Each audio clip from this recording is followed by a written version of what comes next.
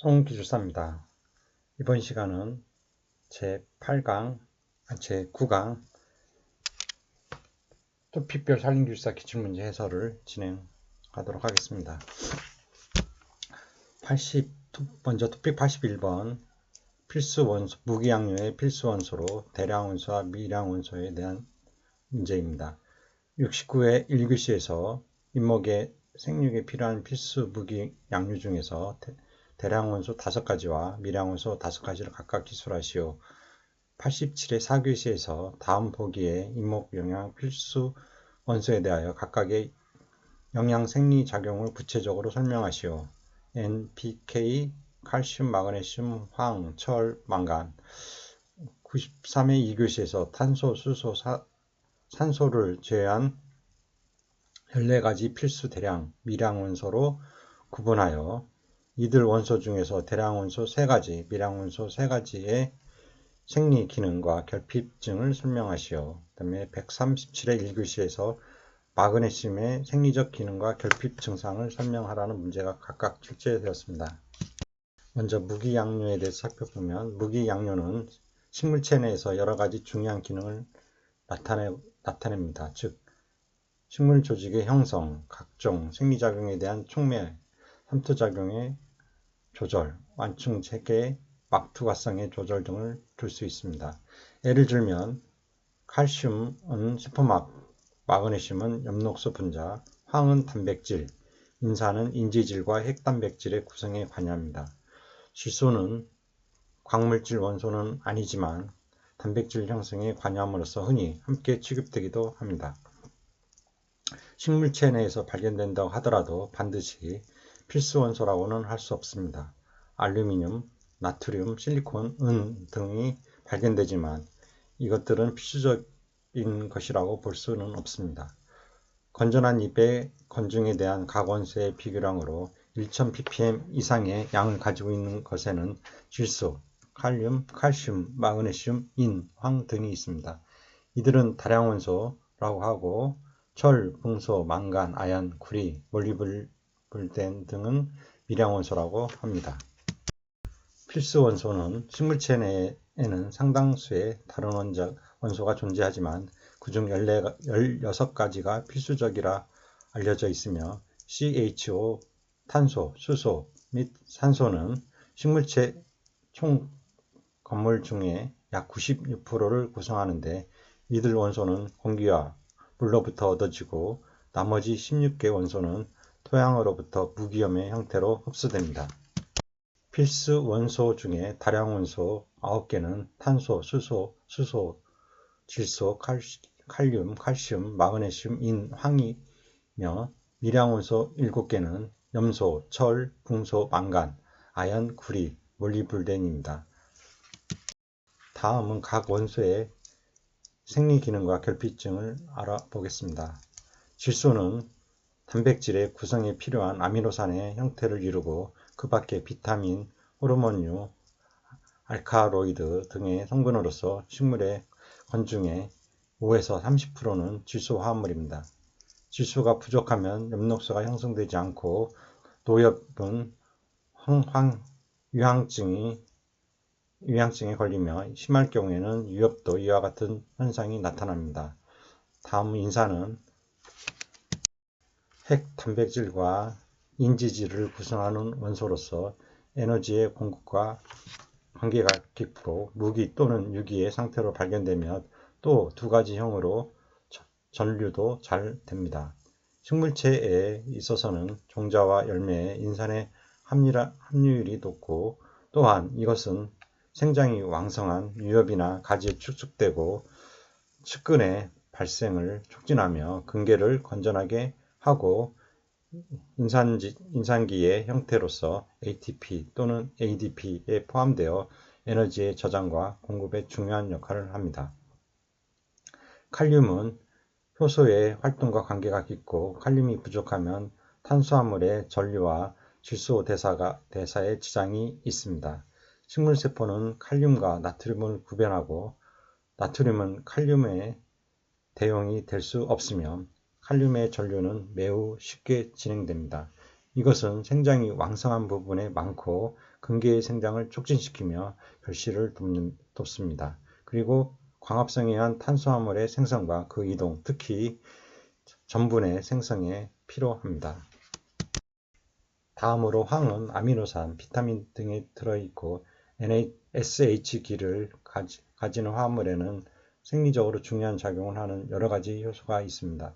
대체로 고등식물의 체내에는 황이 필요 이상으로 함유되어 있고 황이 부족하면 단백질의 합성이 이루어지지 않으며 일어나고 아미노산의 축적이 있게 됩니다. 황의 전류는 질소, 인산, 칼륨 등보다 어렵습니다. 여기에서 여기 유황병이 일어나고가 생략되어 있습니다. 유황병이 일어나고 황에서. 그리고 다음에 칼슘을 살펴보면 세포질의 가용성에 관계되고 질소대사와도 관계가 깊습니다. 이것은 식물체 내에서 이동이 비교적 잘 안되고 칼슘이 부족하면 분열 조직에 심한 피해를 줍니다. 고등식물에 있어서 칼슘이 입 안에 많고 해독작용을 합니다. 즉 이것은 칼륨, 나트륨, 마그네슘이 염류의 단독 용액의 해작용을 약화시키는 기량작용을 나타내고 또 유기물을 중화시킵니다. 또한 세포 간극의 중층에 있어서 펙틴산과 결합하여 염을 만들고 세포 간의 결합을 강하게 만듭니다. 그리고 질소 대사에 관여하며 탄수화물의 이동을 돕습니다. 다음으로 마그네슘은 엽록소를 구성하고 효소의 활동에 관계하며 이것이 부족하면 유황증이 나타납니다. 식물체 내에서 이동은 용이한 편이고 이것은 종자와 잎에 비교적 많고 종자에 있어서는 전분 종자보다는 지방 종자에 많으며 뿌리에는 비교적 적습니다. 인산의 영양과 각종 효소작용에 관계가 있고 이것이 결핍되면 인산의 이용이 감소됩니다. 다음으로 철은 토양의 pH가가 높을 때 엽록소가 결핍되는 가장 큰 원인 중에 하나는 철을 잘 이용할 수 없기 때문입니다. 철은 엽록잎 단백질의 합성에 관여하는 것으로 믿어지며 또 호흡 효소의 활동에도 관여하고 이동성이 낮습니다. 누엽 안에 있는 철은 밖으로 이동하지 않으므로 대개 철의 부족은 유엽에서 주로 나타나고 이것은 모든 식물에 필요하지만 미량으로도 충분합니다. 다음으로 망간은 엽록소의 합성에 관계되고 효소의 활동을 활발하게 하는 작용을 하며 철의 이용률을 증가시킵니다. 이것이 부족하면 잎이 기형으로 되는 경우가 있고 때로는 잎에 황새의 그 반점이 생기기도 하며 부분사도 있게 됩니다. 식물체 내에서의 이동성은 약한 편이고 토양에 망간이 결핍되는 경우는 거의 없지만 중성에 가까운 토양에 석회를 주면 이것이 결핍되는 경우가 있습니다. 이것은 각종 효소작용의 활성제 또는 조요소로서 작용합니다. 이와 같은 망간의 작용은 마그네슘에 인하여 대응되는 경우가 많고 그 역의 관계도 성립됩니다. 다음으로 아연은 인도초산 IAA의 성분물질인 트립토팬의 합성에 관계되므로 이것이 부족하면 바이러스의 피해를 입은 것과 같은 기형의 잎이 나타납니다. 구리는 각종 효소의 성분이지만 이것이 지나치게 많으면 오히려 식물에 해를 줍니다. 황산구리를 0.5 ppm 이상 함유하는 배양액에 20개 유묘를 키우면 생장이 크게 저해를 받습니다. 풍소는 1에서 15 ppm 정도의 농도가 필요하며 그 이상이 되면 해를 줍니다. 이것이 부족하면 당류의 전류가 잘 안되고 수분의 흡수와 증산에 지장을 초래합니다. 이것은 대체로 질소 대사에 관계되며 감귤류에 필요하다고 합니다. 이것이 결핍되면 단백질의 합성을 억제하고 콩과 식물에 있어서는 당근의 발육에 필요합니다. 근류입니다. 근류의 발육에 필요합니다. 다음은 염소는 광합성에 관계가 있고 몰리브덴은 1ppm과 같은 가장 낮은 농도로서 충분한 필수 요소인데 질소의 고정을 도우며 질산의 동화 또는 환원에 관계를 하고 있습니다. 그 밖의 원소로 알루미늄, 나트륨 및 규소 등이 있습니다. 다음은 무기양류의 결핍 증세에 대해서 살펴보면 무기양류가 결핍되면 생화학적 및 생리적 과정에 변화가 오게 되고 그 결과 형태적 변화가 관찰될 수 있습니다. 증세가 나타나기 전에 이미 성장이 저해를 받게 되는데 무기양류의 결핍 증세를 들어보면 다음과 같습니다. 먼저 가시적 결핍 증세로 양류가 결핍되는 가장 현저한 증세는 엽록소의 합성이 안 되는 데서 오는 황화 또는 생장의 부진이라고 할 수 있습니다. 입의 증세가 잘 나타나는데 기형, 외축, 입의 선단과 둘레가 말라 죽게 되는 현상 등이 나타나고 때로는 입이 무더기로 몰려나고 근출엽의 모양을 나타내기도 하며 침엽수정에 있어서는 갈라지지 않고 서로 붙는 경우가 있습니다. 소나무류에 있어서 인산이 결핍되면 한 곳에서 3개의 침엽이 날 것이 2개만 나는 경우가 관찰되기도 합니다. 몬테레이 파인에 있어서는 아연이 부족할 때 눈 부근에 많은 수지를 내는 경우가 있고 또 과수에서 주로 관찰된 것이지만 구리가 부족하면 줄기의 선단이 말라 죽는 원인이 되며 로블리 파인에 있어서는 칼슘이 부족하면 눈과 잎의 크기가 작아지고 세포도 소형이며 그 분열도 잘 되지 않습니다. 각 원소의 결핍 증세는 그 원소의 이동성에도 관계됩니다. 즉 질소, 인산, 칼륨, 마그네슘 등의 결핍 증세는 노엽에 나타나고 이것은 이동성 때문에 노엽 안의 것이 신엽 안으로 이동하는데 그 원인이 있습니다. 그러나 붕소와 칼슘의 결핍 증세는 가지의 선단에 나타나고 철, 망간, 황 등의 결핍은 유엽에 나타나는데 이것은 노엽 안에 있는 이들 원소가 신엽 안으로 전류가 잘 되지 않는데 그 원인이 있습니다. 각 원소의 이동성의 정도는 나트륨과 칼륨이 가장 가동적이고 그 다음 이동성이 높은 것부터 보면 인산, 염소, 황, 아연, 구리, 망간, 철, 몰리블덴으로 되며 칼슘, 스트론튬, 바륨 등은 이동성이 없습니다.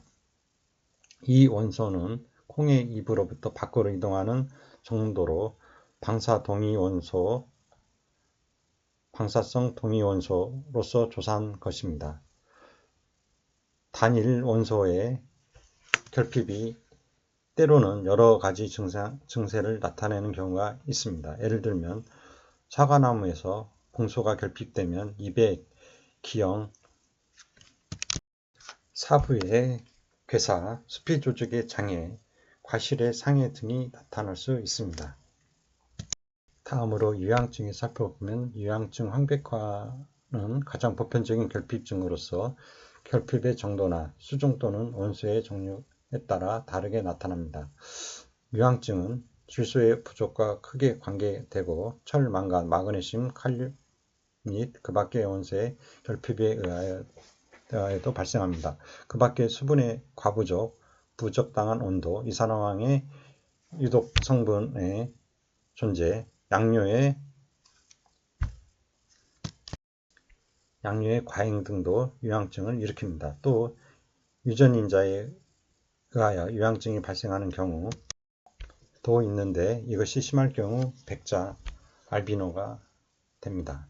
유황증은 어떤 특수한 요소의 결핍의 결과로서 발생하는 것이 아니고 그 결핍으로 말미암아 일반 대사 과정에 혼란이 있게 되어 나타나는 증세인 것입니다. 특히 석회지류 토양에서 자라는 수목에 유황증이 잘 나타나는데 그 원인은 높은 pH가 때문에 철의 이용이 잘 안 되는 데 있다고 생각되었지만 현재에는 반드시 그렇지 않다는 증거도 알려져 있습니다. 석회로서 유기된 유향증은 특히 땅의 토성이 가늘고 공기에 유통이 되지 않으며 지온이 낮을 때는 무기양료의 흡수가 잘 되지 않아 심하게 나타납니다. 유향증은 나무의 염류를 옆면 시비 또는 줄기에 주입시켜 주면 어느 정도 치유되며 또 땅에 주어도 효과가 나타납니다. 그 밖에도 황화철, 칼륨, 마그네슘 등을 뿌려 효과를 본 애도 있습니다. 사과나무에는 줄기에 못을 막아줌으로써 유향증이 없어진 경우도 있고 50년생에 포플러에 있어서 인산 제2철을 줄기에 주사해 줌으로써 치유가 된 경우도 있습니다. 요컨대 유향증에는 철이 크게 관계된다고 생각됩니다. 이상의 내용은 조리막 원론 327페이지를 참고하여 주시기 바랍니다.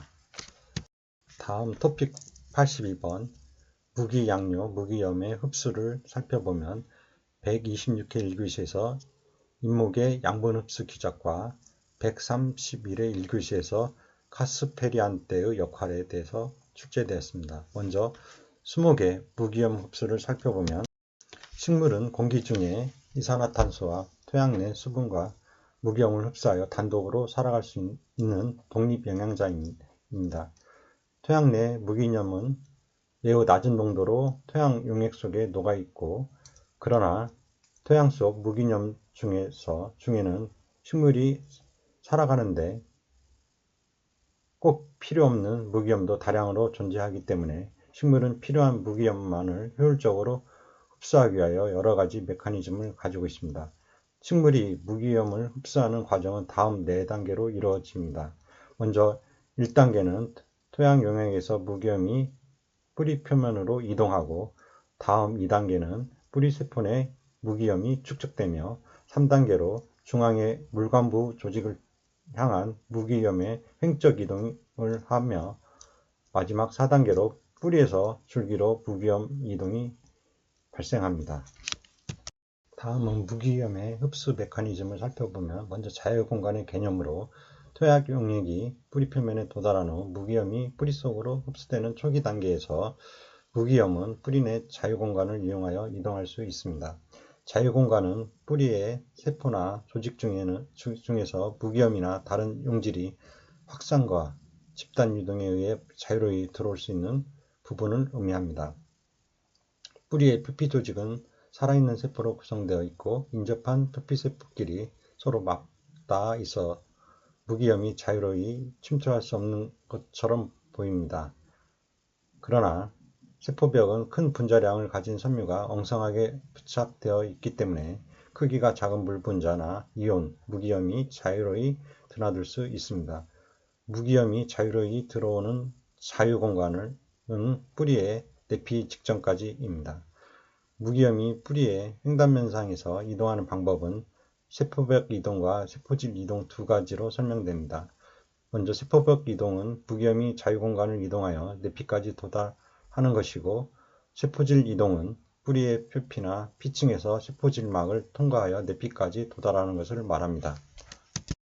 카스페리안테, 카스파리데의 역할을 살펴보면 세포벽 이동이나 세포질 이동에 의해 무기염이 세포 내피에 도착하면 자유공간은 더 이상 없습니다. 내피 세포의 방사 단면벽과 횡 단면벽에는 수베린으로 만들어진 카스파리데가 완전히 한 바퀴 둘러쳐져 있어서 세포벽을 통한 무기염이 자유로운 이동은 이곳에서 차단됩니다. 수베린은 수분을 잘 통과시키지 않는 지질 성분으로 되어 있기 때문에 무기염도 함께 차단시킵니다. 카스파리데는 내피에서 자유공간을 없애고 무기염이 더 이상 자유롭게 뿌리 속에서 횡적으로 이동할 수 없도록 막아주는 기능을 합니다. 여기에서 무기염은 반드시 세포질막을 통과해야 하기 때문에 세포질막은 수목이 필요한 무기염을 선택적으로 흡수할 수 있습니다. 카스파리안테를 다시 세부적으로 살펴보면 식물의 내피층에서 세포벽의 1차 막내에 세포막 일부가 목질화 또는 호르크화하여 형성되는 가는 띠 모양의 구조를 말합니다. 식물이 뿌리에서 흡수한 물에 있는 토양에서 섞여 들어온 여러 가지 무기염류가 중심주로 함부로 침투하는 것을 차단하는 역할을 하며 식물이 물을 흡수할 때 대피해서 왁스와 비슷한 소수성 물질인 수베린이 구형 세포벽에 집착된 띠입니다. 다음은 선택적 흡사 능동 운반을 살펴보면 뿌리 속의 무기염 농도는 토양 용액의 무기염 농도보다 수십 배 또는 수백 배 정도 더 높으며 세포 안의 무기염 종류는 토양 용액의 무기염 종류와 크게 다릅니다. 그리고 뿌리의 호흡을 억제시키면 무기염의 흡수가 중단됩니다. 이것은 뿌리의 무기염 흡수가 단순한 삼투압에 의한 현상이 아님을 나타냅니다. 자유공간을 이용한 무기염의 세포벽 이동은 비선택적이고 가역적, 되돌릴 수 있는 상태이며 에너지를 소모하지 않는 과정입니다. 그러나 무기염이 세포질막을 통과하여 흡수되는 과정은 선택적이고 비가역적이며 에너지가 소모됩니다. 식물세포의 세포질막에는 무기염의 선택적 흡수를 가능하게 하는 메커니즘이 존재하는데 이것이 운반체 해설입니다. 운반체는 식물세포의 세포질막에 있는 단백질로서 무기염의 능동운반을 담당합니다. 능동운반이란 세포질막의 운반체에 의하여 농도가 낮은 곳에서 높은 곳으로 역행하여 작용하며 대사에너지를 소모하면서 선택적으로 이루어지는 무기염의 이동을 의미합니다.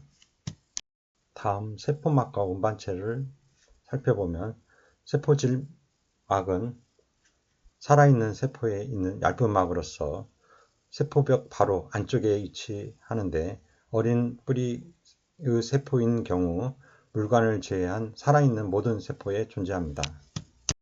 세포질 이동은 무기염이 세포질막을 통과하는 것을 말하며 무기염이 세포질막을 통과할 때 선택적 흡수가 이루어집니다. 세포질막은 두 층의 인지질로 구성되어 있어서 극성을 띠지 않기 때문에 극성을 띤 이온화된 무기염은 통과하기가 어렵습니다.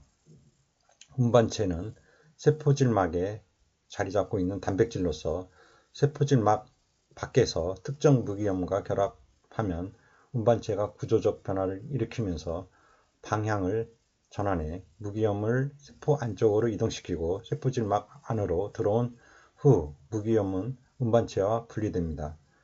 무기염이나 특정 물질이 세포질막을 통과하기 위해서는 각 물질별로 고유한 운반체가 필요하기 때문에 각 물질에 맞는 여러 가지 운반체가 존재해야 합니다. 무기염의 두 가지 이동 통로는 먼저 설명했듯이 세포벽 이동은 무기염이 자유공간을 이용하여 내피까지 도달하는 것이고 세포질 이동은 뿌리의 표피나 피층에서 세포질막을 통과하여 내피까지 도달하는 것을 설명하고 있습니다. 세포질막의 구조와 운반체의 모양은 다음같이 인지질과 인지질 이중층으로 인지질이 구성되어 있고 운반체의 단백질 그리고 당단백질 사슬, 친수성, 소수성, 친수성 하고 두께는 10나노미터로 되고 운반체 단백질의 모양을 나타내는 겁니다. 자세한 내용은 수목생리학 243페이지와 고등학교 기초 수목생리학 101쪽을 참고해 주시기 바랍니다. 계속해서 토픽 83번 양분의 묘목의 양분 결핍 증상에 대해 살펴보기로 하겠습니다. 120의 1교시에서 묘목의 질소, 인산, 칼륨 결핍 증상에 대한 문제가 출제되었습니다. 먼저 묘목의 양분 결핍 증상을 살펴보면 묘목의 생장이 늦어지고 잎이 황색 또는 다른 색으로 부분적 혹은 전체 변색되는 경우에는 산도 pH와 염류가 높은 퇴비의 시용으로 염류 집적에 의한 기량작용이나 미량원소의 부족은 아닌지 생각해 보아야 합니다. 미량원소의 결핍 원인으로는 화학비료만으로 양묘를 하였을 경우, 동일수종을 장기간 동안 양모하였을 경우, 토양 내에 필요 양분이 결여되었을 경우에는 발생하기 쉬우므로 묘목의 양분 결핍 증상을 검토할 필요가 있습니다. 식물의 색과 발육 형태로 판정하는 양분 결핍 증상을 살펴보면 먼저 질소는 생육이 불량하며 하엽부터 담록색, 황록색으로 변색되고 점차 신초 부위인 위방향으로 증상이 확대됩니다. 뿌리의 생육도 불량해집니다. 인사는 잎이 암록색 또는 적자색으로 되고 하엽은 노란색으로 변색됩니다. 수구생장이 지연되고 근계가 불량합니다. 묘목은 생육 초기에 발육이 지연되고 위축되어 신초 발육이 불량합니다. 낙엽성 편백은 줄기가 녹갈색 잎은 암자색으로 변색됩니다. 소나무와 낙엽성은 정화를 제외하고는 하엽부터 암자색으로 변색됩니다. 다음 칼륨의 결핍 증상으로 보면 하엽선단과 연맥 간에 황갈색 반점이 생기며 엽경이 가늘어지고 잎은 때로 아래로 처지기도 하며 심하면 식물 전체가 황화 현상이 나타납니다. 소나무 낙엽성은 암록색 황색이나 또는 적갈색으로 변색되며 결핍이 심해지면 상엽으로 진행됩니다. 칼슘은 일반적으로 생장점의 활동이 약화되고 정화 부분이 낚싯바늘 모양으로 변하면서 고사되는 증상이 나타납니다. 철, 망간은 일반적으로 황화 현상이 발생되며 소나무, 삼나무 편백에서는 신초 부위가 황색 또는 황백색으로 변색되고 점차 하엽으로 진행됩니다. 이상의 자세한 내용은 이목기술 핸드북 999쪽을 참고하여 주시기 바랍니다. 토픽 84번 잎목의 물질대사에서 양분의 이동을 살펴보면 122의 1교시에서 수체 내에 양분 이동에 영향을 주는 빛, 광도, 온도, 수분의 작용에 대해서 설명하라는 문제가 출제되었습니다. 먼저 양분 이동의 개념을 살펴보면 양분 이동이란 가스, 수분, 무기양분, 가용성 탄수화물 및 호르몬과 같은 여러 가지의 물질이 식물체 내에서 이동하는 것을 말합니다. 이러한 과정은 발화종자를 포함한 모든 식물체 내에서 일어나는데 특히 수목에서는 특수화된 유관 속계, 즉 목질부에서 물관부, 숲에는 채관부가 발달되어 있어서 서로 멀리 떨어진 뿌리와 잎 사이에도 물질의 이동이 용이하게 일어납니다. 가용 탄수화물의 공급점, 공급원에서 이용점, 이용부위로 이동합니다. 양분의 공급원은 광합성을 하는 성숙한 잎인 경우도 있고 잎 줄기 뿌리에 있는 탄수화물의 저장소인 경우도 있습니다. 양분 이용점은 물질 대사가 활발하게 일어나는 모든 부위, 특히 분열하는 형성층, 반류하는 눈, 잎, 열매 등이 될 것입니다. 양분 이동 경로를 보면 양분 물질의 하향 이동은 주로 체관세포, 반세포, 유세포, 체관섬유로 구성된 체관부를 통하여 일어납니다. 모든 양분의 이동은 살아있는 세포를 통하여 이루어집니다. 활렵수나 침엽수의 체관부가 기능적인 활동을 할 수 있는 수명기간은 모두 약 1년간입니다. 활렵수의 수분 통도 조직 물관의 끝은 특수하게 분화되어 있고 침엽수의 통도 조직 헛물관은 분화가 적게 되어 있는데 이들 통도 조직의 경담 방향, 세포벽의 대부분에 막공이 있습니다. 양분의 하향 이동은 근계의 크기 및 호흡률에 의하여 영향을 받습니다. 뿌리가 잘 발달하지 않아 호흡률이 낮은 소나무의 유매에서는 뿌리의 발달이 왕성한 유매보다 광합성 물질이 뿌리 쪽으로 적게 이동합니다. 여기서 원인과 결과의 관계는 명백하지 않지만 호흡률과 양분의 이동 사이에는 서로 밀접한 관계가 있습니다. 다음으로 양분의 이동 속도를 살펴보면 양분의 이동 속도에 대해서는 여러 연구 결과가 서로 혼돈과 모순이 되지만 과거의 연구에서는 이동 속도가 매우 높은 것으로 보고되어 있으나 최근의 연구에서는 이와 같지 않은 결과로 보고되고 있습니다. 집단 이동에 의한 체관부의 최고 양분의 이동 속도는 활렵수에서는 시간당 40에서 70cm, 침엽수에서는 시간당 18에서 20cm입니다. 그러나 침엽수나 활렵수에 있어서 평균 속도는 보통 시간당 1에서 2cm입니다. 양분의 이동 원인으로 식물에서 당류의 이동에 대해서는 여러 가지의 원리가 제기되고 있습니다. 가장 보편적인 원리는 압력 유동 이론으로서 이것은 1930년에 처음으로 문크에 의해서 제시되었습니다. 이 원리에 의하면 광합성을 하는 성숙한 잎의 세포, 즉 양분의 생성 및 공급원이 되는 세포로부터 뿌리, 열매, 분열 조직 등의 물질 대사가 활발한 세포, 즉 양분을 계속 소비 및 이용하는 세포에까지 생기는 팽합의 구배에 따라 양분의 이동이 일어난다는 것입니다. 이때 압력 구배가 생기는 것은 양분 공급원의 세포의 광합성이나 그 밖의 대사 과정에서 인하여 계속 용질이 생성되어 용질의 농도가 점차 높아지고, 즉 포텐셜에서는 낮아지고, 한편 이용 부위의 세포에서는 호흡, 생장 또는 양분의 저장으로 인하여 용질의 농도가 점차 낮아지기, 즉 포텐셜로서는 높아지기 때문입니다. 즉 압력구배에 인하여 용액의 유통이 일어나게 되는 것입니다. 장거리의 물질 운반에 필요한 원동력은 바로 그 식물의 대사 과정이며, 그 과정은 공급원에서의 양분의 공급량과 이용 부위에서의 양분의 소모량에 의해서 조절됩니다.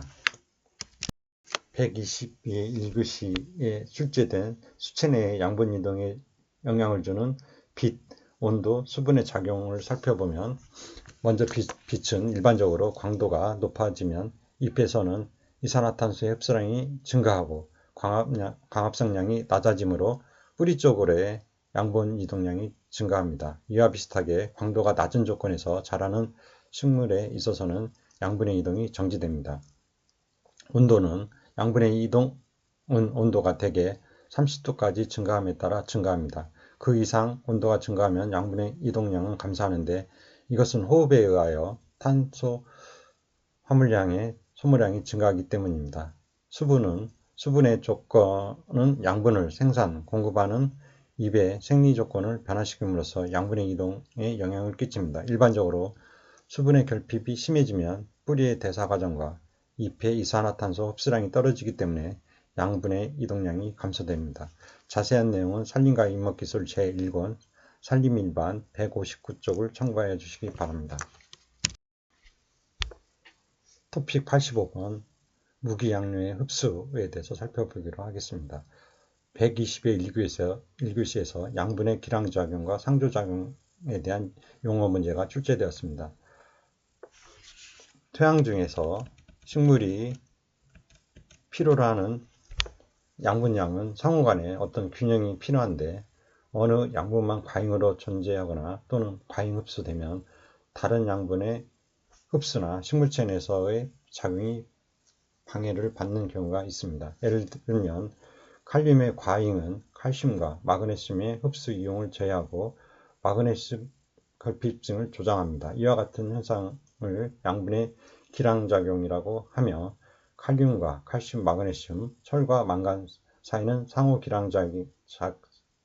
기량적이고 암모니아태 질소는 칼륨에 대하여 기량적입니다. 이와는 반대로 어느 양분이 증가되어 그 양분의 흡수량이 증가함에 따라 다른 양분의 흡수량도 증가하는 현상을 상조작용이라고 합니다. 예를 들면 칼륨은 붕소, 철에 대하여, 마그네슘은 인산에 대하여, 또한 질소와 인산, 규산과 마그네슘은 상조작용을 하며, 상조작용은 기량작용과 함께 12기술상 중요한 원리라고 할 수 있습니다. 이상의 내용은 산림토양학 271쪽을 참고해 주시기 바랍니다. 참고로 기량작용과 상조작용을 다시 살펴보면, 기량작용은 일반적으로 식물의 생육백제에서 어떤 양분이 증가되면 그 양분의 식물체 내로의 흡수는 증가하나 반대로 다른 양료의 흡수가 줄어드는 때가 있습니다. 이 경우 이 양자 사이에는 기량작용이 있다고 합니다. 상대 이온의 흡수를 억제하는 것은 철과 망간이고, 그리고 또 구리와 아연, 구리와 철이 있습니다. 상호작용은 상조작용이라고도 하는데, 기량작용의 반대의 작용으로서 식물의 생육백지에 어떤 양류가 증가해서 그 양분의 흡수량이 증가하는 데 따라 다른 양류의 흡수량이 증가하는 현상을 말합니다. 12기술상 중요한 원리가 되고 있습니다. 상대 이온의 흡수를 촉진하는 애로 질소와 인이고 또 인과 마그네슘이 될 수 있습니다. 자세한 내용은 산림임업 용어 사전 114쪽과 380쪽을 참고해 주시기 바랍니다. 계속해서 토픽 86번 인목의 물질 대사 중에 수분 포텐셜에 대해 살펴보기로 하겠습니다. 122회 3교시에서 수목에서 수분 이동을 이해하기 위한 수분 포텐셜의 개념과 세 가지 구성 요소에 대하여 설명하라는 문제가 출제되었습니다. 먼저 수분 포텐셜은 수목에서의 수분 이동과 생리를 이해하기 위해서는 우선 수분 포텐셜의 개념을 알아야 합니다. 자유에너지란 어떤 물질이 일을 할 수 있는 에너지를 의미하는데 순수한 증류수는 자유에너지가 0이지만 증류수 안에 다른 물질이 녹아 있거나 물의 상대적인 위치에 따라 자유에너지는 증가합니다. 따라서 물은 자유에너지가 높은 곳에서 낮은 곳으로 이동하게 됩니다. 수분 포텐셜이란 물이 이동하는 데 사용할 수 있는 에너지량을 의미하며 그리스 문자인 푸사이로 발음 표시하며 국제적으로는 국제로 사용하는 단위는 메가파스칼입니다. 1메가파스칼은 10.13 기압이고 10바입니다. 그 구성 성분에 대해서 살펴보면 수목에서 수분 포텐셜은 삼투, 압력, 기질 포텐셜의 세 요소로 구성됩니다. 먼저 수분 포텐셜은 주로 액포 속에 용해되어 있는 여러 가지 용질이 나타나는 삼투압에 의한 것이며 보통 9로 표시하는데 그 값은 항상 0보다 작은 음수입니다. 압력 포텐셜은 세포가 수분을 흡수함으로써 원형질 막이 세포벽을 향해 밀어내서 나타내는 압력, 팽압을 의미하는데 보통 푸사이 P로 표시하며 그 값은 수분을 충분히 흡수한 세포, 뿌리와 잎의 경우 플러스 값을, 수분을 잃어버려 원형질 분리 상태에 있는 때는 0값을, 그리고 왕성하게 증산작용을 하고 있는 도관세포 내에서의 장력하에 있기 때문에 값을 가지게 됩니다. 장력하에 있기 때문에 마이너스 값입니다. 마이너스 값을 가지게 됩니다.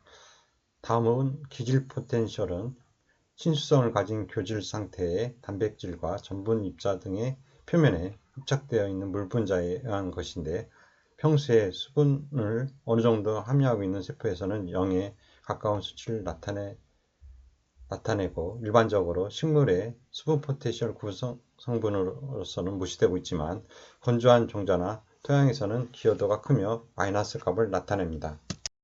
이 세 가지 요소를 모두 합치면 세포의 수분 포텐셜은 항상 0보다 작은 값을 가지며 수분의 이동은 수분 포텐셜이 높은 곳 마이너스 값이 작은 곳에서 낮은 곳 마이너스 값이 큰 곳으로 이루어집니다. 이상을 정리해보면 세포의 수분 포텐셜은 삼투 포텐셜, 압력 포텐셜, 중력 포텐셜, 그리고 기질 포텐셜로 구성되며 삼투 포텐셜은 항상 음수이며 압력 포텐셜은 플러스 0, 마이너스 모두 가능하고 중력 포텐셜은 항상 음수이나 초본과 관목에서는 무시됩니다. 그리고 기질 포텐셜은 수분을 이미 가진 식물에서는 거의 0에 가까워 무시되고 있습니다. 자세한 내용은 수목생리학 201쪽을 참고하여 주시기 바랍니다. 참고로 수분 포텐셜에 대해서 다시 한번 살펴보면 수분 포텐셜의 정의는 수분 포텐셜이란 물이 상대적으로 높거나 낮은 위치에 있거나 스며들어 있거나 어떤 물질이 녹아있을 때 그 물이 일할 수 있는 능력, 즉 에너지 양을 의미합니다. 이것을 나타낸 기호는 푸사이이며 국제 단위계 SI 단위는 파스칼입니다. 1파스칼은 1 제곱 N이며 압력의 단위입니다. 1 헥타파스칼은 100 파스칼입니다. 1 메가파스칼은 100만 파스칼이고 1만 H파스칼입니다. 과거에 사용하던 압력 단위인 1바 0.1 메가파스칼은 입니다. 예를 들면 상위인 대기압에서 표고 0m에 있는 순수한 물, 맹물은 수분 포텐셜이 0.0 메가파스칼이고 보통 온대지방 수목에서 입의 수분 포텐셜은 마이너스 0.8에서 마이너스 4.0 메가파스칼입니다. 일반적으로 에너지는 플러스 0 또는 마이너스 값일 수 있는데 내뿜는 힘, 압력, 넘치는 힘, 미는 힘, 때리는 힘, 지상 높이에 있는 힘 등은 플러스입니다. 반면에 빠는 힘, 중력, 당기는 힘, 지하에 있는 힘 등은 마이너스입니다.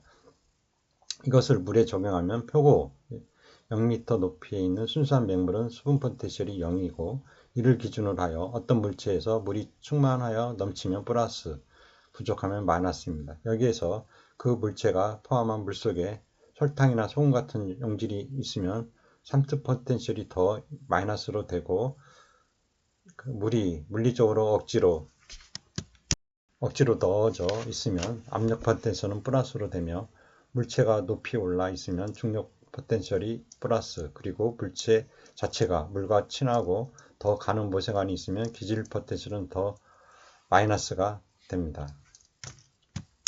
수분의 수분 포텐셜을 보면 식물체의 수분은 그 안에 용질이 함유되어 있고 세포질막 안에서 세포벽을 누르는 평압이 있으며 높이가 있고 물관부에 미세간 물관과 헛물관에 들어가 있습니다. 따라서 나무의 수분 포텐셜은 4가지 요소, 즉 삼투, 압력, 중력, 기질 포텐셜의 합이 됩니다. 이 중에서 삼투 포텐셜은 식물체 내에 설탕이나 염분, 아미노산과 같은 용질이 많을수록 물을 세게 흡수하므로 마이너스 값이 커지며 압력 포텐셜은 세포가 물을 충분히 빨아들여 세포벽을 미는 힘, 평압이므로 평압이 클수록 플러스 값이 커지나 시들면 0이 되며 장력하에 놓이면 마이너스 값이 됩니다. 그리고 중력 포텐셜은 나무의 높이가 높을수록 토양에서 물을 빨아올려야 하는 힘이 커지므로 10m 높아지면 0.1 메가파스칼의 힘이 더해집니다. 마지막으로 기질 포텐셜은 식물체 내의 세포벽이 셀룰로스로 되어 물과 친화력이 매우 크고 미세한 모세관이 흡착하여 빨아당김으로 더 마이너스가 됩니다. 한편 보통 식물은 우리 키 높이이므로 중력 포텐셜은 0에 가깝습니다. 그리고 기질 포텐셜은 세포벽이 이미 물로 차 있으므로 0이고 죽어서 마르게 되면 마이너스 값을 가집니다. 그러므로 식물체의 중력 포텐셜과 기질 포텐셜은 거의 무시할 정도로 적습니다. 따라서 식물의 수분 포텐셜은 삼투 포텐셜과 압력 포텐셜로만 나타낼 수 있습니다. 한편 토양에서의 보통 깊이에서 압력이 없고 중력도 무시할 정도로 적으므로 토양의 수분 포텐셜은 토양 입자의 크기, 즉 토성에 따른 기질 포텐셜과 양분과 염분의 농도에 따른 삼투 포텐셜에 의해 주로 좌우됩니다. 그러므로 다음과 같은 식으로 나타낼 수 있습니다. 나무의 수분 포텐셜은 삼투와 압력 포텐셜의 합이고 토양의 수분 포텐셜은 삼투, 기질 포텐셜의 합으로 나타낼 수 있습니다. 이상의 자세한 내용은 고등학교 기초 수목 생리학 117쪽을 참고해 주시기 바랍니다. 다음은 토픽 87번 잇목의 물질대사 중에 수분대사와 관련하여 내건성을 살펴보겠습니다. 129회 1교시에서 건조경화에 대한 시험문제가 출제되었습니다. 먼저 내건성의 개념을 살펴보면 사람에 따라서는 건조 저항성 그리고 내건성이라는 용어가 더 타당하다고 주장하기도 합니다. 건조는 한발을 의미하고 이것은 기상적인 사실에 기인하는 것입니다. 한발은 사막처럼 영구적일 수도 있고 계절적일 수도 있으며 때로는 기회적일 수도 있습니다. 건조 한발은 식물체 내에 수분 스트레스를 일으킵니다. 수분 스트레스는 환경적 수분 스트레스와 식물의 수분 스트레스를 모두 말할 수 있는 것으로서 식물의 수분 스트레스는 입의 수분 포텐셜이 마이너스 2에서 마이너스 3바일 때 시작하게 되는데 이때에는 세포의 팽합이 어떤 한계 이하로 감소하게 됩니다. 이와 같은 식물의 수분 스트레스는 증산이 과도할 때, 근화가 상처를 받았을 때, 지온이 낮아졌을 때 등에 나타날 수 있는데, 일반적으로 나무의 상부에 위치하는 부분은 하부의 경우보다 수분 스트레스를 더 받게 됩니다. 근화가 아니라 근계가 상처를 받았을 때입니다. 수종에 따라 내건성의 차이가 있다는 것은 이미 경험을 통하여 알고 있는 바와 같습니다. 그리고 동종 내에 있어서도 품종, 생태형에 따라 내건성의 차이가 나타납니다. 내건의 원인으로 보면 건조한 곳의 식물은 건조를 이겨낼 수 있는 형태적 및 생리적 특성을 지니고 있습니다. 그리고 한 발의 해피를 보면 사막에 사는 식물 중에는 겨울에 첫 비가 내린 다음 수주일 이내에 생활환을 끝내는 것이 있고, 가을에 건조가 오기 전에 일찍이 시작하여 한 발을 회피하는 식물도 있습니다.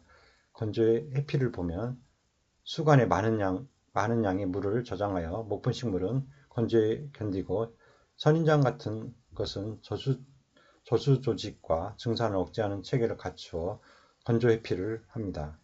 건조를 회피하는 수단으로 낙엽하는 경우도 있습니다. 건조 경화를 보면 식물은 사전에 수분 스트레스를 받게 되면 그 후 한 발이 일어나도 더 큰 내성을 나타낼 수 있는데, 이것을 건조 경화라고 합니다. 물을 자주 그리고 많이 준 포트 식물은 근계의 발달이 미약하며 내건 체제를 갖추지 못하면 건조 상태일 때 더 큰 피해를 받게 됩니다. 수목 목표에 있어서 흔히 당근 작업을 해주는데, 이때 일시적인 수분 스트레스를 받지만 산지에 이식되었을 경우에는 건조 경화로서 건조에 견디게 되는 것입니다. 자세한 내용은 신고 조림막 원론 352쪽을 참고해 주시기 바랍니다. 계속해서 토픽 88번 수목의 내염성을 살펴보기로 하겠습니다. 69회 1교시에서 다음 10가지 수목의 내염성 정도에 따라 양수와 음수를 구분하라는 문제가 출제되었습니다. 비자, 동백, 옷, 황철, 낙엽송, 농나무, 솔송, 사시나무, 오리나무, 가문비 10가지 수종입니다. 72회 2교시에서는 양력과 음력에 대하여 뜻, 형태적 특성, 생리적 특성에 대하여 설명하고, 양수와 음수에 대해서 뜻, 생리적 특성을 적고 수정 후 예를 3가지를 적으라는 문제가 출제됐습니다. 먼저 양력과 음력을 보면, 양력이란 빛을 직접적으로 받아 자라난 잎으로 강한 빛이 쬐어지는 곳일수록 잘 자랍니다.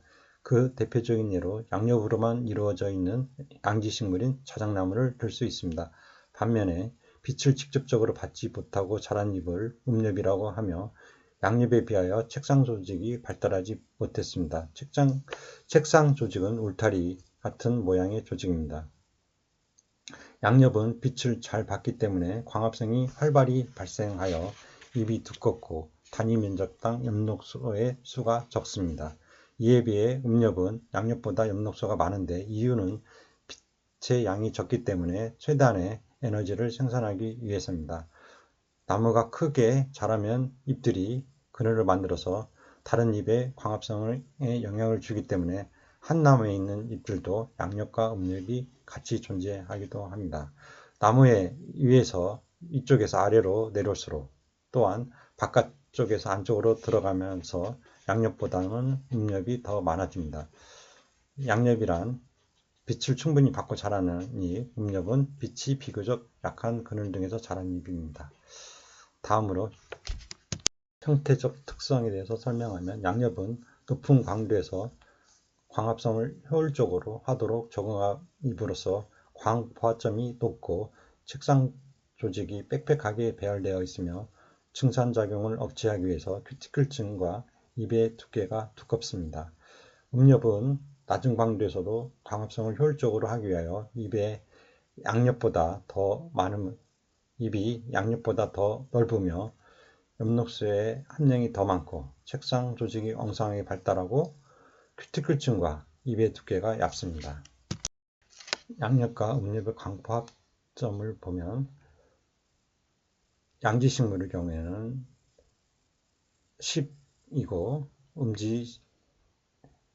양지식물은 거의 20에 가깝고 음지식물은 광포화점이 보상점이 10 이하인 한 9 정도 되는 것으로 보고 있습니다. 그리고 양력과 음력의 해부학적 차이를 보면 양력일 경우에 울타리 조직이 발달했고 해면 조직이 엉성합니다. 울타리 조직에 비해서 음력은 울타리 조직과 해면 조직이 발달하지 않았습니다. 양력과 음력을 비교해보면 먼저 양력은 빛을 많이 받는 위치에 있는 잎이고 높은 광도에서 광합성을 효율적으로 하도록 조그만 잎으로 잎 모양이 좁고 작음에 색상 조직이 발달하여 색이 엽록수의 함량이 더 많고 큐티클층이 짙으며 잎의 두께도 두껍습니다. 강한 빛에 의해 증산 요구도가 높아지게 되자 이것을 억제하기 위해서 잎의 표피가 두꺼워지고 표피 위에 각피, 큐티클층과 각피 위에 다시 지질 성분인 왁스층이 잎 표면 위에 생깁니다. 수분 억제를 위해 미세한 털을 만들기도 합니다. 이에 비해 음력은 빛을 덜 받는 쪽의 잎으로 낮은 광도에서도 광합성을 효율적으로 하기 위해 잎이 양력보다 얇고 넓으며 색도 얇습니다. 엽록수의 함량이 더 많고 큐티클층과 잎의 두께도 얇습니다. 양력과 음력의 생리 특성을 살펴보면 양력은 빛을 많이 받는 위치에 달리며 음력에 비해 높은 광포화점을 가집니다. 즉 보다 밝은 빛에 도달할 때까지 지속적으로 광합성이 증가하며 강한 빛 조건에서 최대 광합성을 보입니다. 이에 비해 음력은 낮은 광도에서도 광합성을 효율적으로 하기 위하여 엽록소의 함량이 더 많고 광포화점이 낮습니다. 자세한 내용은 수목생리학 84쪽을 참고해 주시기 바랍니다. 양수와 음수에 대해서 추가적으로 살펴보면 양수와 음수의 뜻은 수목학에서 양수와 음수는 햇빛을 좋아하는 정도에 따라서 구분하는 것이 아니라 그늘에서 견딜 수 있는 내음성의 정도에 따라 구분합니다. 그늘에서 자라지 못하는 수종을 양수라 하고 그늘에서도 자랄 수 있는 수종을 음수라고 합니다. 그러나 실제로 그늘에서도 자랄 수 있는 경우가 아니라 그늘에서 잘 자라는 수종이 있습니다. 그러나 이런 음수도 어릴 때에만 그늘을 선호하며 이모 시기를 지나거나 송목이 되면 햇빛에서 더 잘 자랍니다. 그러므로 모든 수목은 성목이 되면 햇빛을 좋아한다고 할 수 있습니다. 다음으로 생리적 특성을 살펴보면 생리학적으로 볼 때 양수는 음수보다 광포화점이 높습니다. 따라서 광도가 높은 환경에서 양수가 햇빛을 효율적으로 이용하여 광합성을 더 많이 함으로써 음수보다 생장 속도가 빠르지만 낮은 광도에서는 음수보다 광합성이 저조합니다. 반대로 음수는 광포화점이 낮기 때문에 높은 광도에서는 광합성 효율이 양수보다 낮으나 낮은 광도에서는 광합성을 효율적으로 실시함과 동시에 광보상점이 적기 때문에 그늘에서 경쟁력이 양수보다 높게 나타납니다. 다음 내음 순위를 살펴보면 조림 작업상 수종별 내음 순위를 결정하는 일이 흔히 있습니다. 내음도를 5계급으로 구분하기도 하지만 대개 3계급으로 구분합니다. 먼저 음수로 보면 주목, 금송, 비자, 편백, 솔송, 가뭄비나무류, 전나무, 해양목, 너도밤, 서, 동백, 녹, 사탕, 단풍, 남백 등이 있으며 중형수로는 느릅, 나무류, 잣, 피나무류, 단풍나무류, 벚나무류, 아카시아, 팽, 후박, 회화, 스트로브, 소나무 등이 있고 양수로는 오리나무류, 밤, 상수리, 졸참, 떡갈, 굴참, 물풀에, 향, 측배, 오동, 소나무, 해송, 삼, 노간주, 사시나무류, 버드나무류, 누티, 옷, 은행, 황철, 낙엽송, 이깔나무, 자작나무 등이 있습니다. 이상의 자세한 내용은 수목생리학 84쪽과 신고 조림학 원론 185쪽을 참고해 주시기 바랍니다. 계속해서 토픽 89번 수목의 내음성입니다. 92회 1교시에서 내음성의 관계인자 4가지를 쓰시오라는 문제가 출제되었습니다. 내음성의 개념을 먼저 살펴보면 내음성이란 다른 나무의 그늘 아래에서 발육, 생장할 수 있는 능력을 말하며 이와 같은 수목의 내음성의 차이 때문에 살림의 모습이 달라지고 또 동화를 초래하기도 합니다. 동화가 아니라 층화입니다. 층화를 초래하기도 합니다. 식물이 그늘진 곳에서 광합성을 하여 독립 영양을 취할 수 있는 성질로 분비, 잣, 가무비나무 등이 있습니다. 식물이 광도가 낮은 조건, 피음 조건에서 생장할 수 있는 능력으로 내음성이 강한 수종은 상층 인분이 우거진 임상에서 살 수 있습니다. 생각이 아니라 생육할 수 있는 능력입니다. 내음성 수종을 음수라고 하는데 음수의 유무는 성숙한 모수림 임상에서 자랄 수 있으므로 동일수종으로 갱신이 가능하며 급격한 산림교란이 없을 경우 극성상림을 이룹니다. 양수와 음수 모두 유무의 내음성은 크게 나타납니다. 다음으로 내음성의 관계인자, 온도, 고도, 수령, 토양 양분과 수분을 살펴보기로 하겠습니다. 환경인자가 호적 상태에 있으면 나무의 내음성은 더 강해집니다. 자연 인간 하에서의 생존율로서 내음성을 말한다면 어떤 수종의 내음성은 온도와 습도의 영향을 받게 됩니다.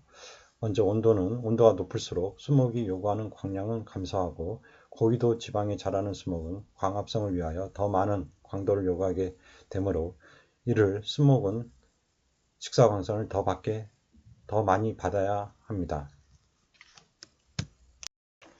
고도는 일정한 고도에 이르기까지는 고도의 증가에 따라 그 수종의 광선 요구도로도 증가하지만 고도와 유도는 이 점에 대하여 성격상의 내용을 달리합니다. 즉 고도의 증가에 따라서는 광선이 감소하지만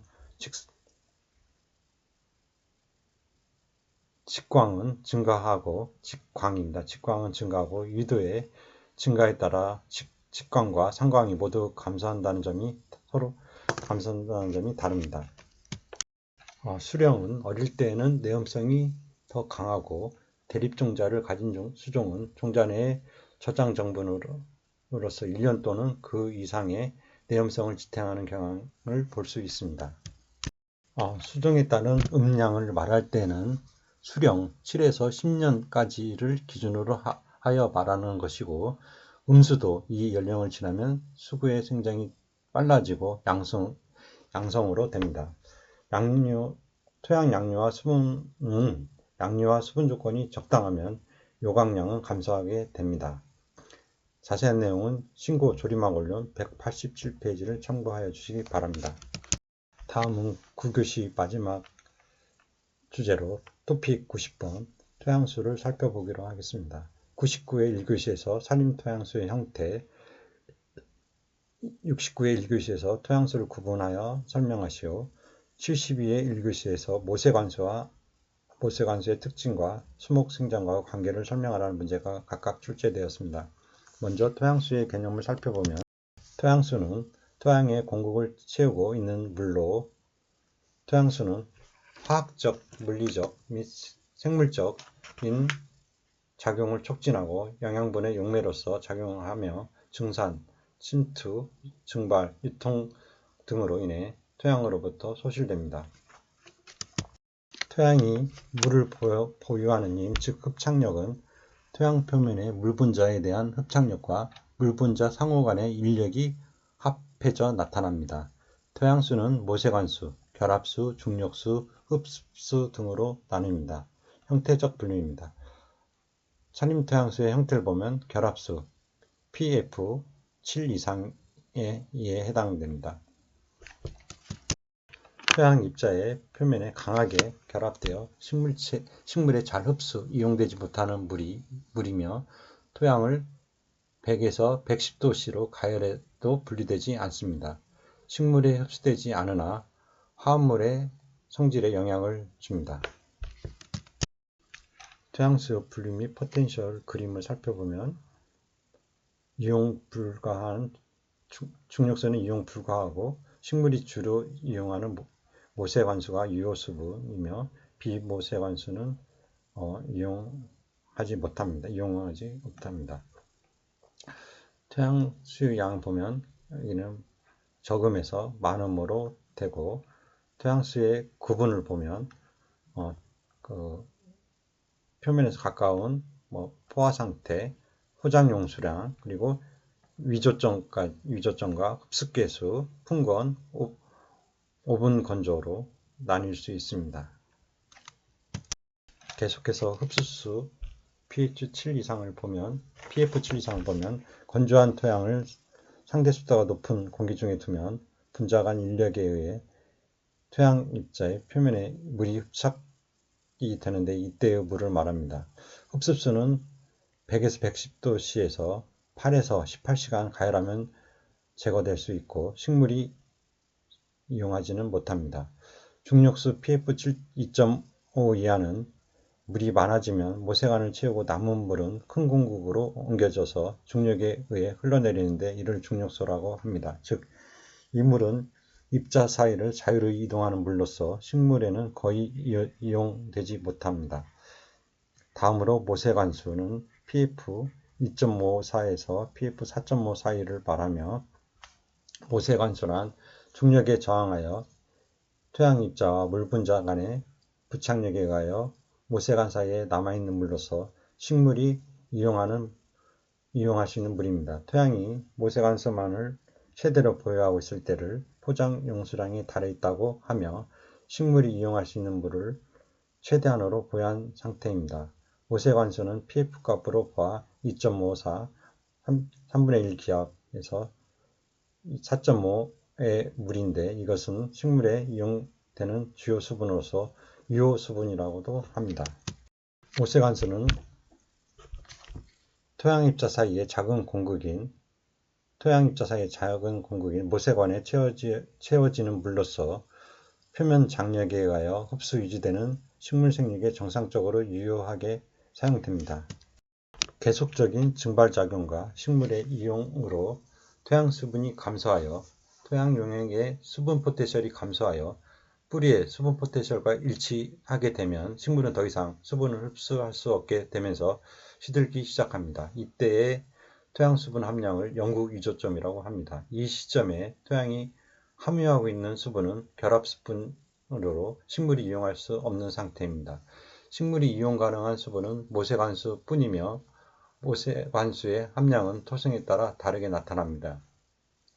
모래토양은 점토보다 보수력은 적지만 토양 수분이 3%에 달할 때까지 식물이 수분을 흡수할 수 있는 반면 점토는 보수력은 모래보다 높지만 19%까지 밖에는 식물이 이용할 수 없습니다. 참고로 pF에 대해 설명해 보면 토양수가 입자에 흡착되어 있는 강도를 흡착력에 상당하는 수주 워터쿨럼의 높이로 나타내기도 합니다. 그러나 토양 수분 함량이 낮은 경우에는 그 수치가 너무 크기 때문에 영국의 토양물리학자 셰필드는 수주 높이 h cm의 상용 대수인 로그를 취하여 pF로 할 것을 제안하였습니다.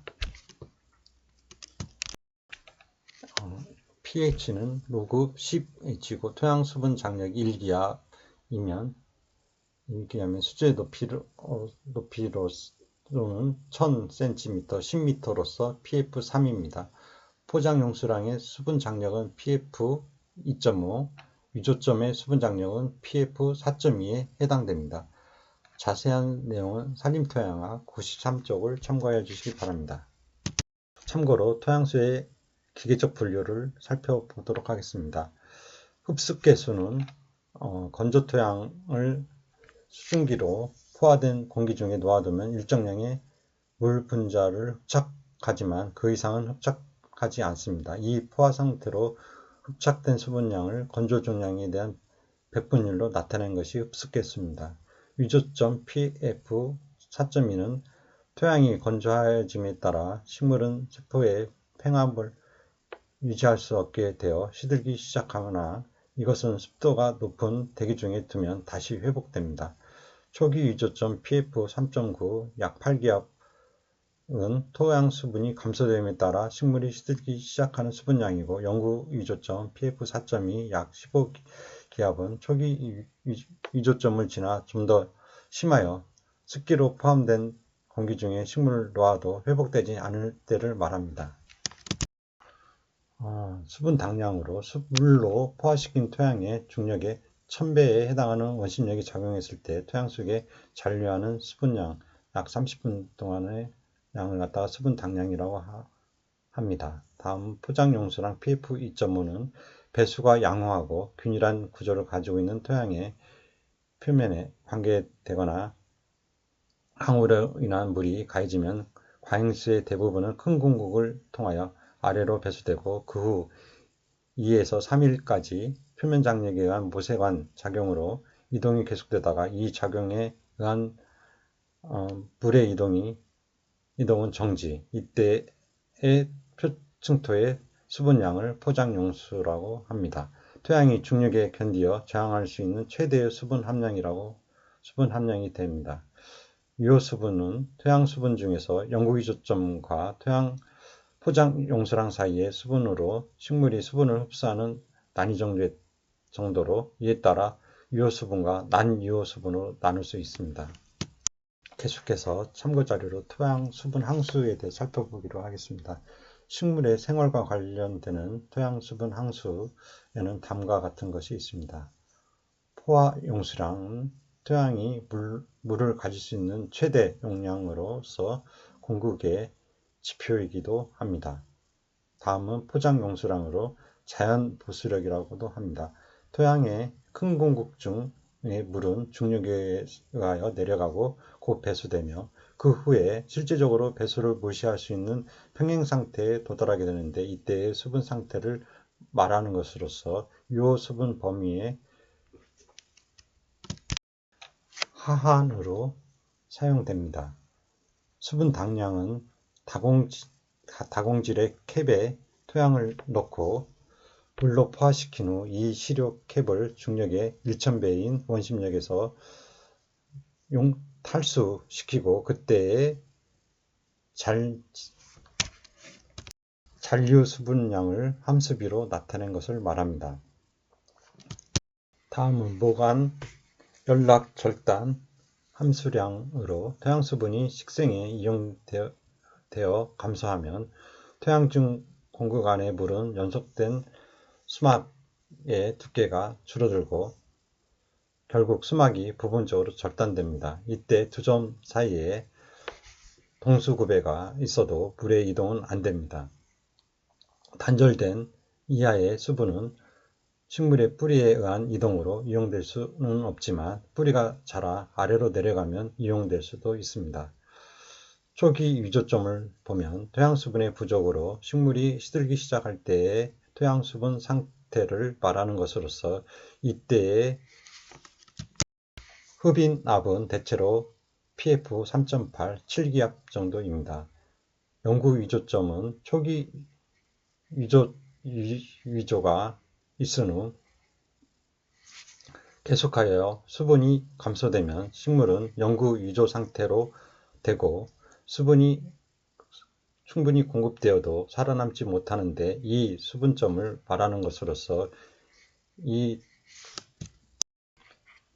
항수는 수분 당량을 1.84로 나눈 값에 상당합니다. 이때의 흡인압은 대체로 pF 4.3에서 4.6입니다.